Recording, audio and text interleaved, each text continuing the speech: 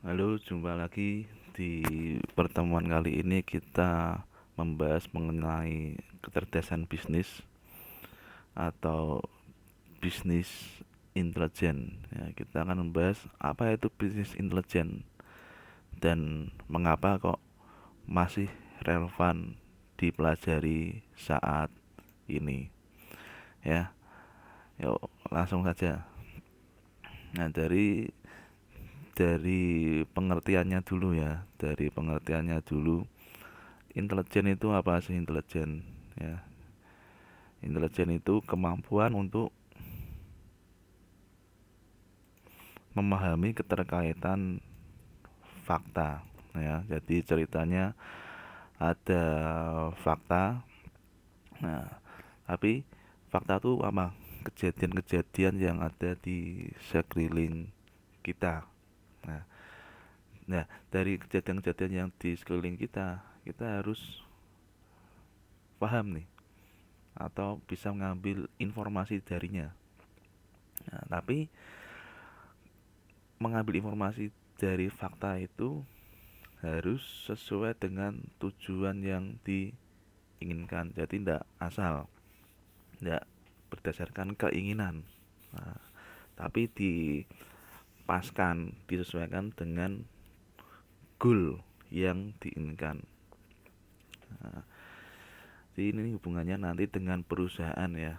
Nah, ada fakta data di lapangan, kemudian kemampuannya kita bagaimana kemampuannya kita dalam memahaminya sesuai dengan keperluan perusahaan. Nah, kemudian bisnis. Bisnis itu apa? Aktivitas untuk memberi nilai tambah. Nah, seperti kita belajar. Nah, kita belajar nilai tambahnya apa? Dari yang tadinya belum tahu jadi tahu. Nah, kalau digabungkan, bisnis intelijen itu apa? Ya, bisnis intelijen ini kita cara yang digunakan untuk mengumpulkan, ya, menganalisa, memberi informasi kepada pengguna-penggunanya siapa? Organisasi. Nah, informasinya mengenai apa? Performa. Nah, performa keadaan di lingkungannya. Nah, karena kita di lingkungan komputer, di lingkungan sistem informasi, maka itu semua dimasukkan ke dalam sebuah sistem IT. Ya, jadi kemampuan untuk memahami fakta di sekeliling kita, ya, sesuai tujuan yang diinginkan perusahaan menggunakan sistem IT, ya, ya. Nilai tambahnya apa? Menggunakan sistem IT. Nah, supaya apa? Kenapa sih kok susah-susah pakai sistem IT? Nah, supaya kalau mengambil keputusan, ya, mengambil nilai performa organisasi lebih cepat. Nah, jadi lebih cepat menggunakan sistem IT atau komputer. Nah, kalau ditambahkan sistem sistem bisnis intelijen, ya berarti sudah pakai sistem IT dan terintegrasi. Nah, jadi aplikasinya itu tidak terpisah-pisah. Jadi ada aplikasi A, ada aplikasi B, ya. Ini saling terhubung. Nah, jadi nanti saya berikan contoh, ya, saling terhubungnya bagaimana. Nah, karena sudah menggunakan sistem maka nanti juga berbicara ini ya, bisa ditarik laporan. Nah, laporannya dalam bentuk apa? Balance scorecard, nah, atau KPI, Key Performance Indicator, nah, atau ini Key Result Area dan bentuk-bentuk lainnya, ya, lebih baik dalam bentuk dashboard. Nah, jadi nyambung ke tadi, aplikasi A nyambung aplikasi B, misalkan gini, ada aplikasi Siakat, Siakat,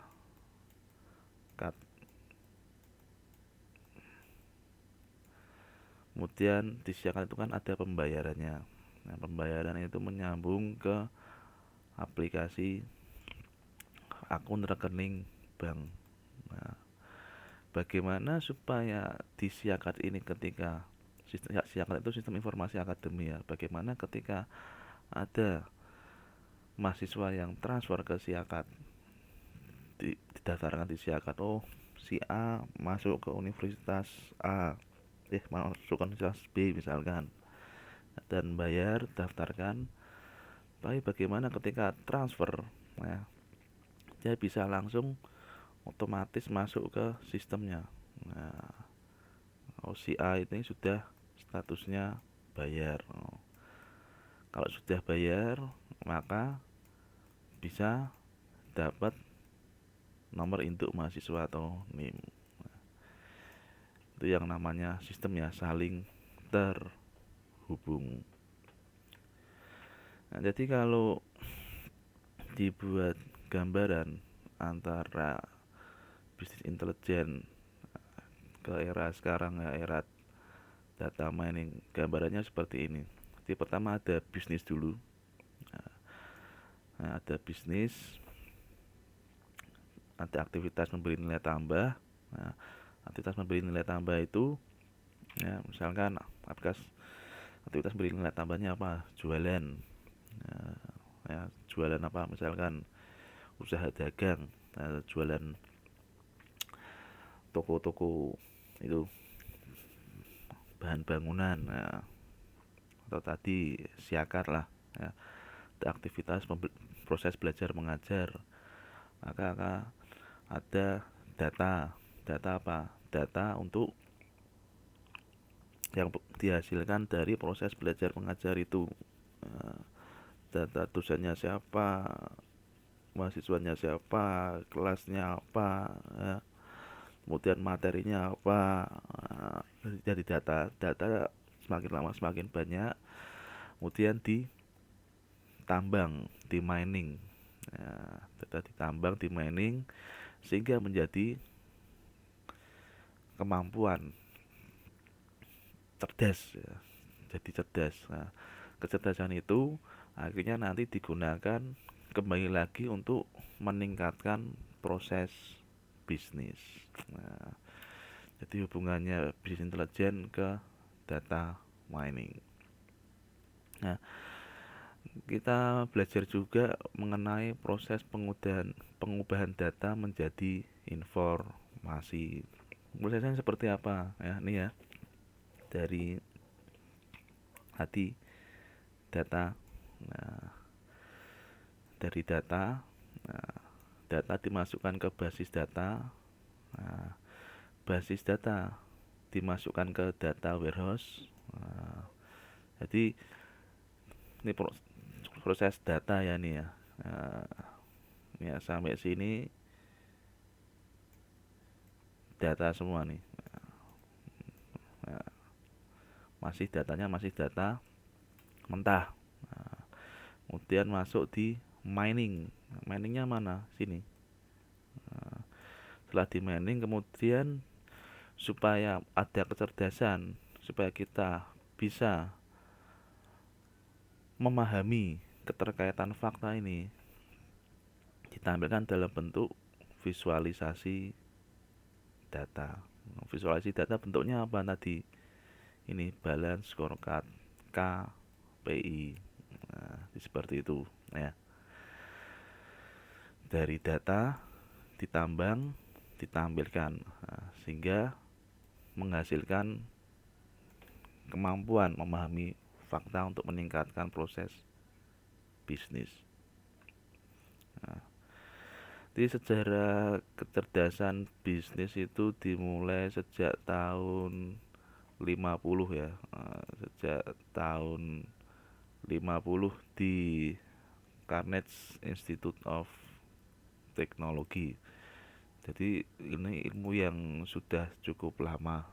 Nah, tapi sejak mulai didengung-dengungkan data mining, kecerdasan buatan, nah, semakin meledak big data. Nah, dan tahun 60 MIT mengembangkan DSS, Decision Support System.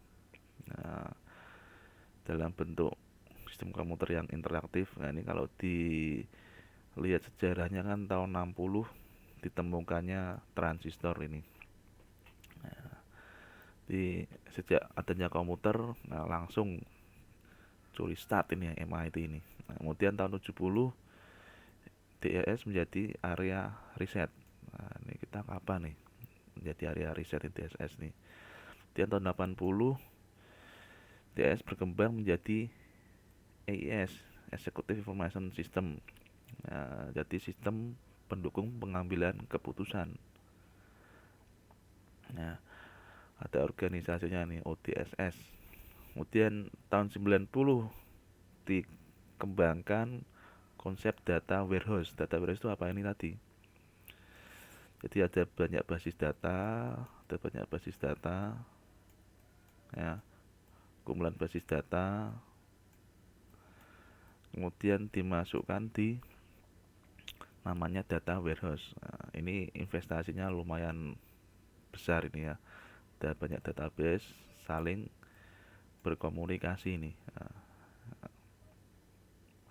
kemudian tahun 2000 dikembangkan aplikasi analisa berbasis web yang dikenal dengan BI.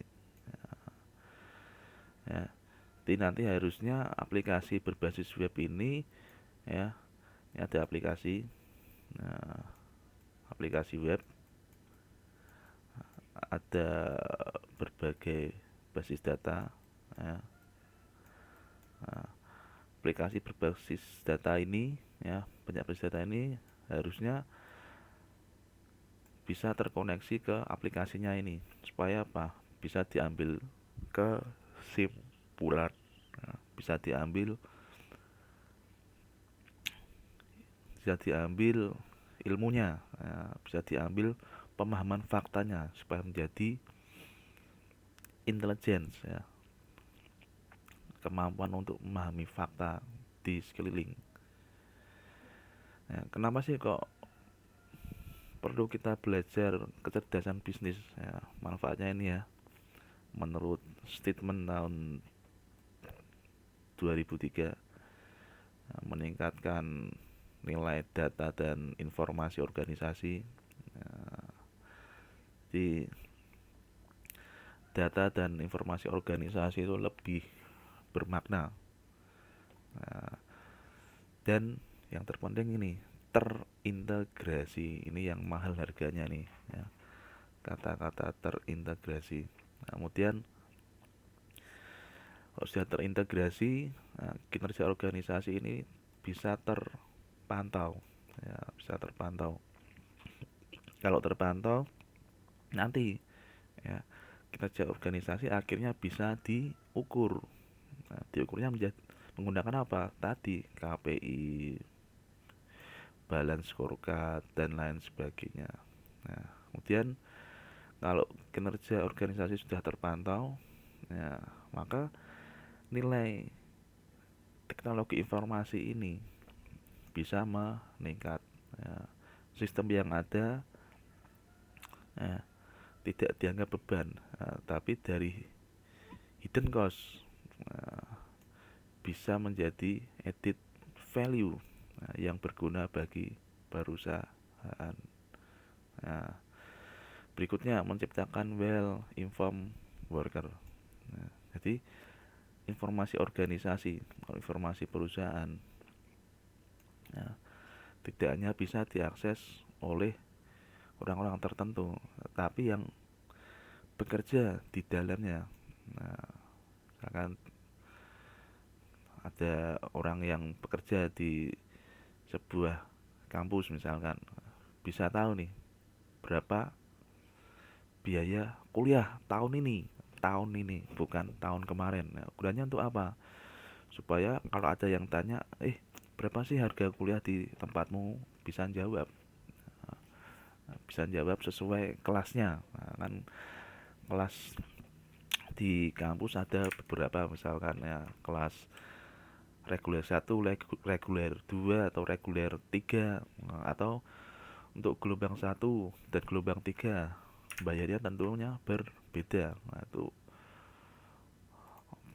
anggota organisasi, anggota kampus bisa tahu gunanya buat apa, ikut mempromosikan misalnya. Nah, kemudian meningkatkan efisiensi biaya, jelas ya, artinya sistem informasi biaya jadi lebih efisien. Nah, efisiennya karena apa?